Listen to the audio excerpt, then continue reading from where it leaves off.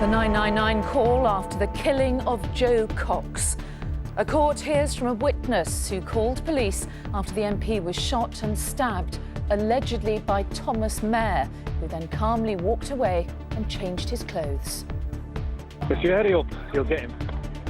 Okay. There's hell on, there's chaos, he stabs people and stops people. Also tonight, the post-Brexit vote spending boom that few expected. Disciplined for wearing poppies. FIFA opens proceedings against England and Scotland. And what happened when Leo dropped by for a not-so-quiet lunch in Edinburgh.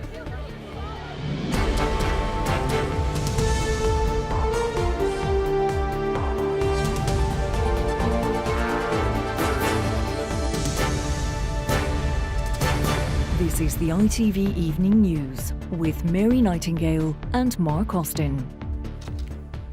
Good evening. The horror of the killing in broad daylight of the Labour MP Joe Cox was replayed in a recording of a 999 call today. The court heard a terrified witness urging emergency services to hurry, telling the operator there's hell on, it's chaos, he's stabbed and shot people. The caller then describes the attacker pausing to change his clothes behind a pub. Earlier, the jury heard how the man grabbed Mrs. Cox by the hair before killing her and then, in the chilling words of another witness, just walked away with not a care in the world. Thomas Mair denies murder. Rupert Evelyn reports from the Old Bailey on a second dramatic day of evidence at the Joe Cox murder trial. With Joe Cox dying in the street, CCTV shows Thomas Mair walking away from the scene. Unbeknown to him, he's being watched and followed by a witness, Darren Playford, who's called 999 and is speaking to police. If you hurry up, you'll get him. Okay. There's hell on, there's chaos, he stabs people and stops people. Mair then disappears from sight, but when he's spotted again, the witness describes a change in his appearance. Right, I can see him again. You can It see, looks like you he's can taken see him his top again. off. He's taken Yes, his top right. off. He's got a black baseball cap. So it's a black He's baseball. got the black carrier bag in his right hand. He's got a grey shirt on. You get a police car at the top of there and one at the bottom, you'll catch him. Minutes later, Thomas Mair is caught by police, tracked down in a quiet residential street in Birstall. Joe Cox was attacked in a bustling town centre around lunchtime. The court heard today from numerous people who witnessed the stabbing and shooting that killed the mother of two. Close enough to try and stop the violence, taxi driver Rashid Hussain approached Mair and said to him, "What are you doing? What's wrong with you?" Mair, he said, replied, "Move back, otherwise I'm going to stab you." Hussain then told the jurors that he shot her twice. David Honeybell was in the library waiting to see Joe Cox in her constituency surgery. He saw her shots at close range.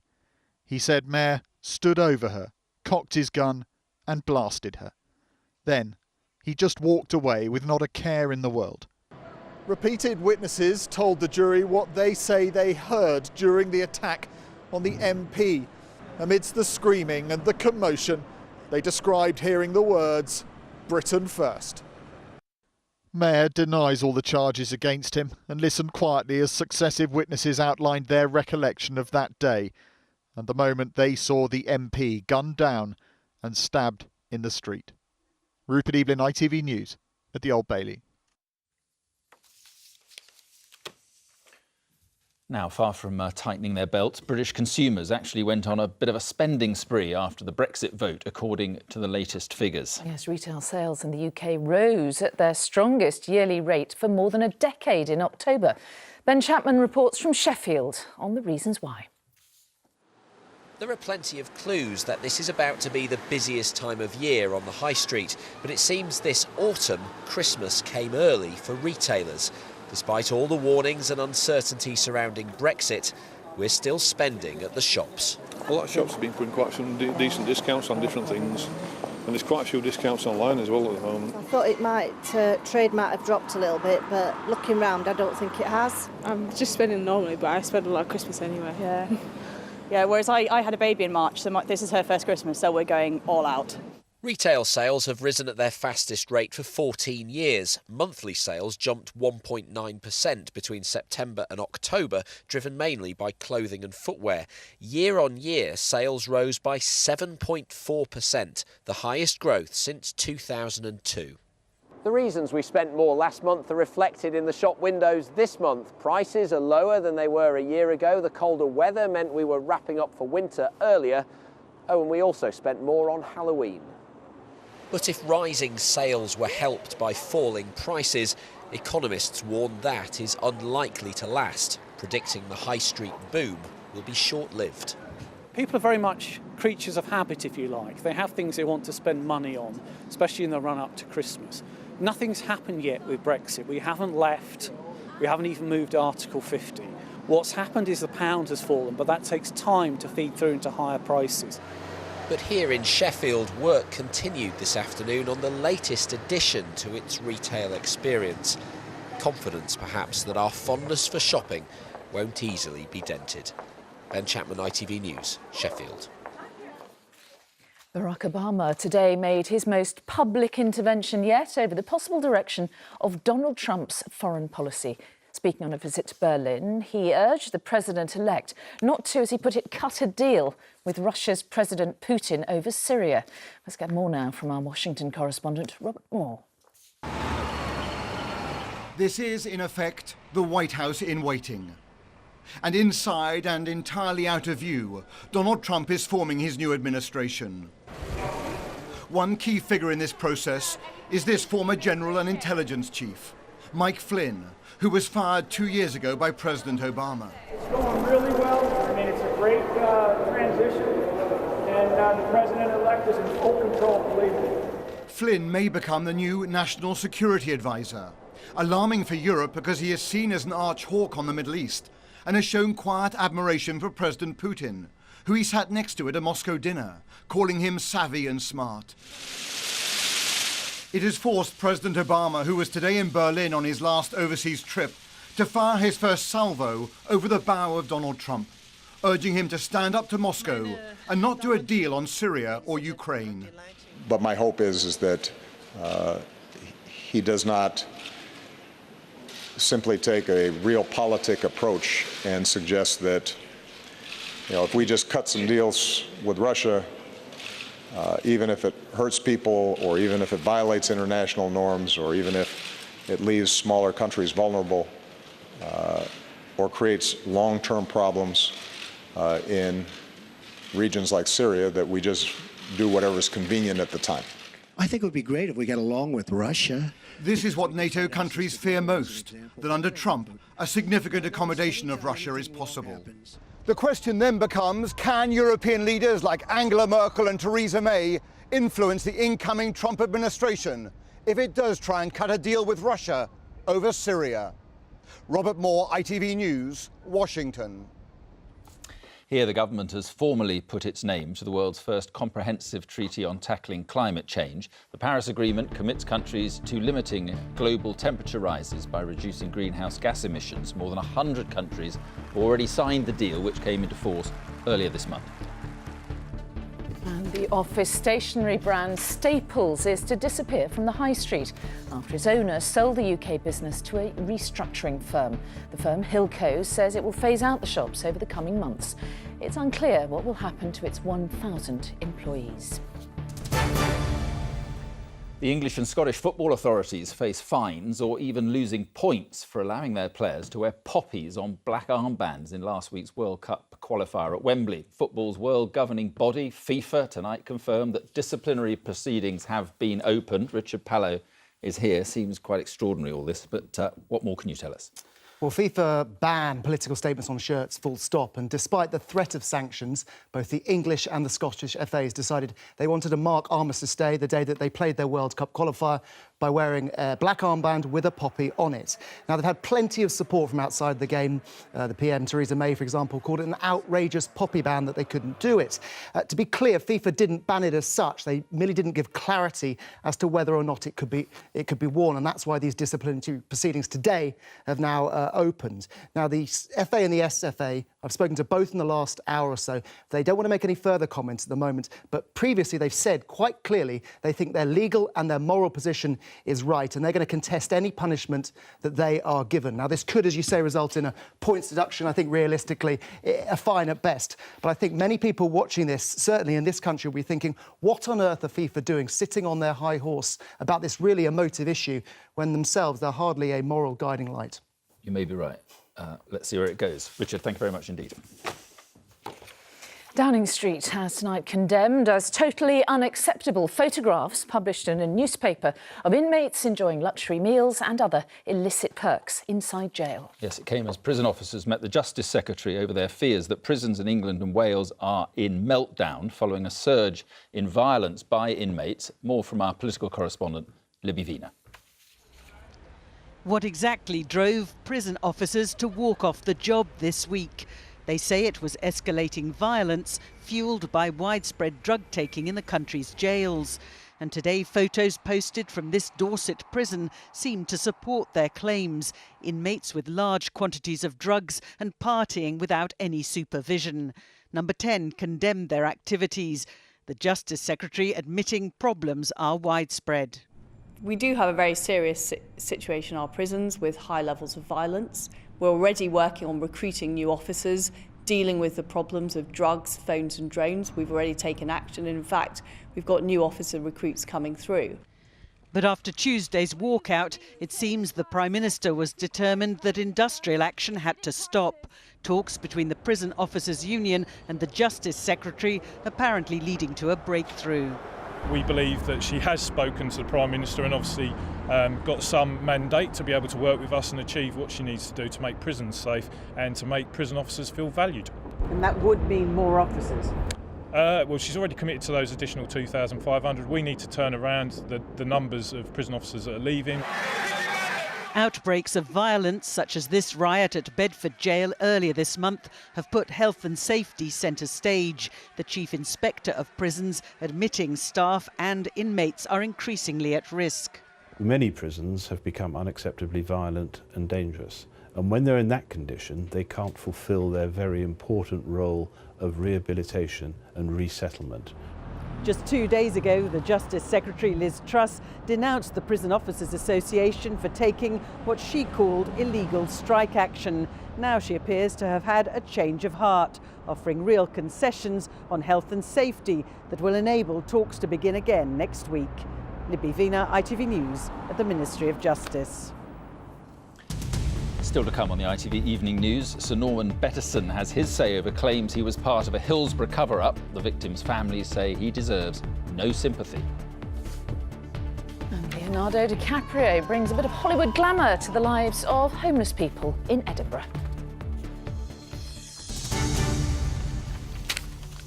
But first, the high risks of smoking are well enough known, but the risks of buying illegal cut-price cigarettes could be even greater. And a new report says the trade in illicit tobacco products is growing. ITV News has been given exclusive access to the findings compiled by Trading Standards.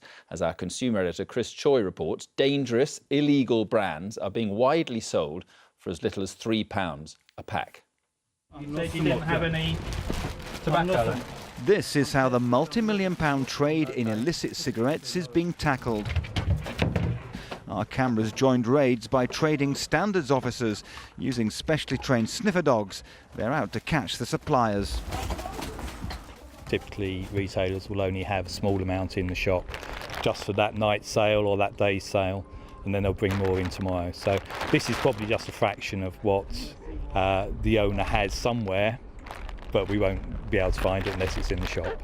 This is part of the illicit trade in tobacco that's alarming not just Trading Standards officials, but also health and fire experts. You might not recognise any of these brands, but the new figures we've seen suggest it's time you knew about them.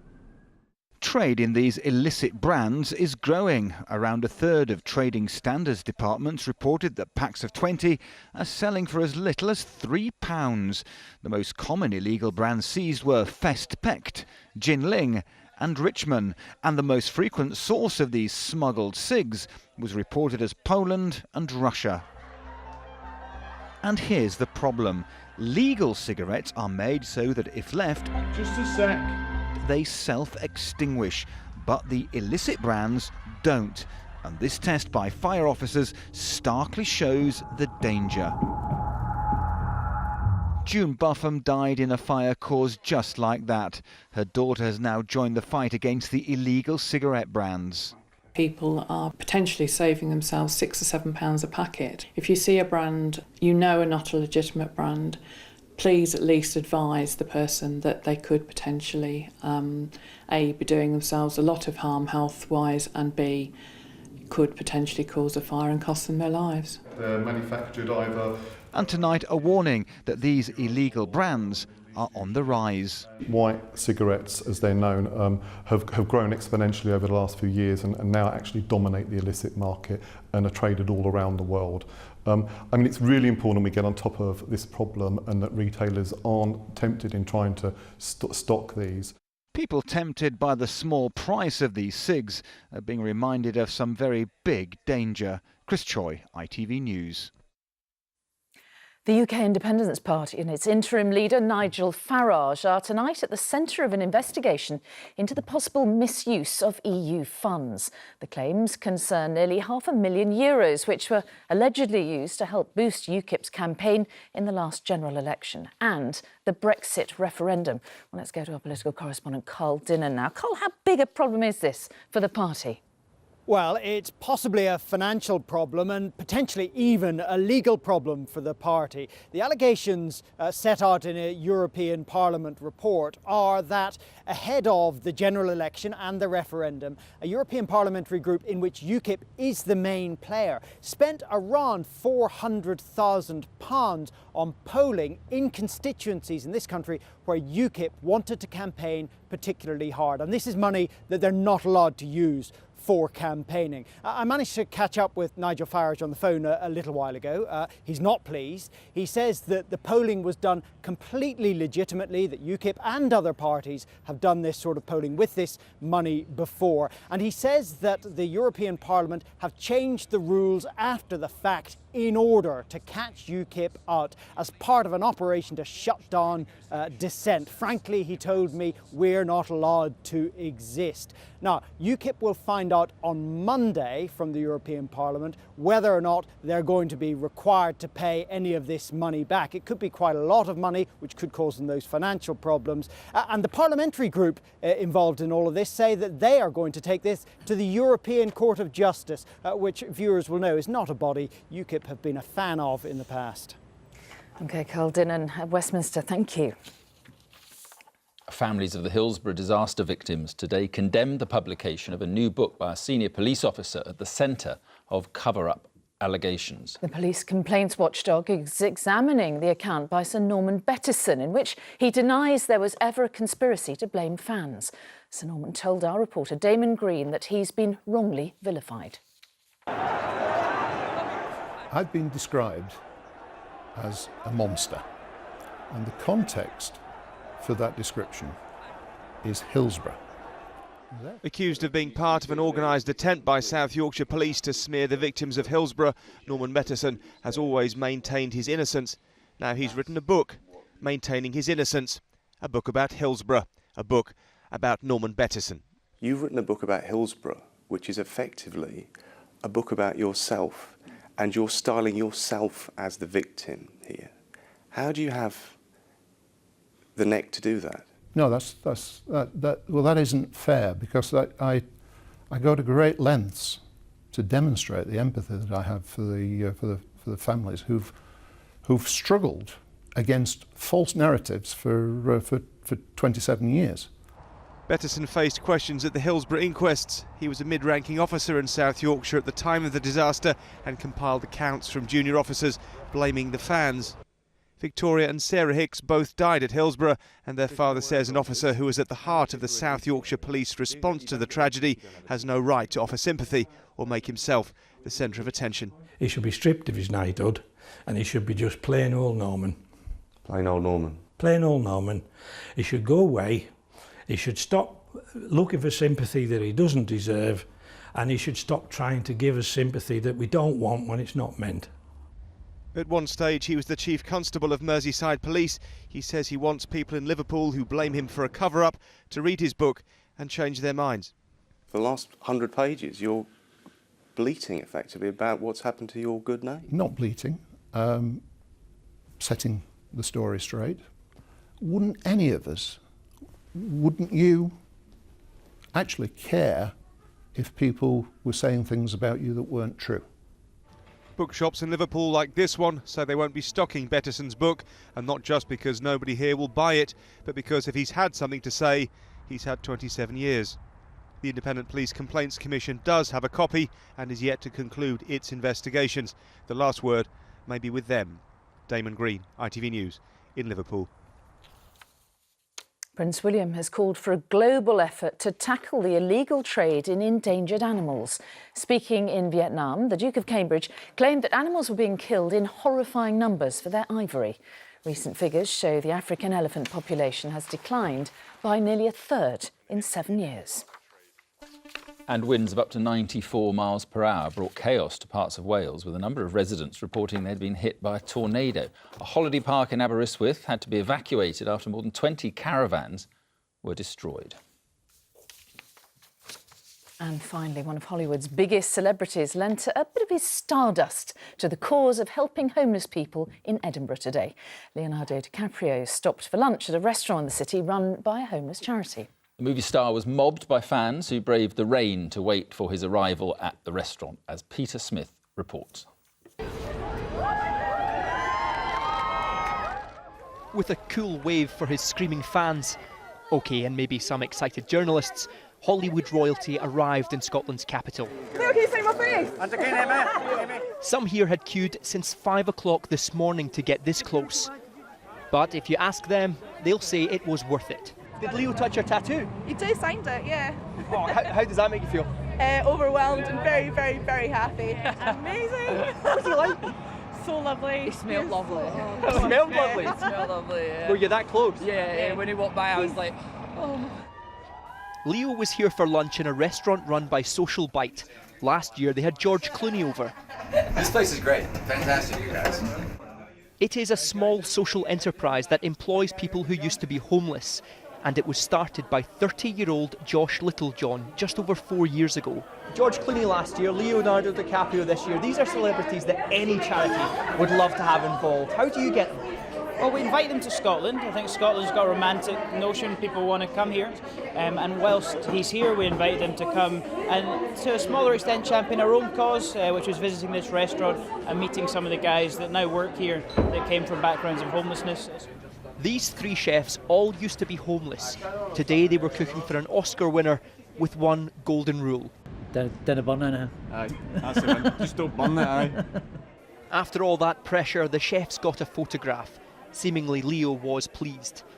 But after Clooney and now DiCaprio, excitement is already building over who Social Bite can bring over next year. Peter Smith, ITV News, Edinburgh.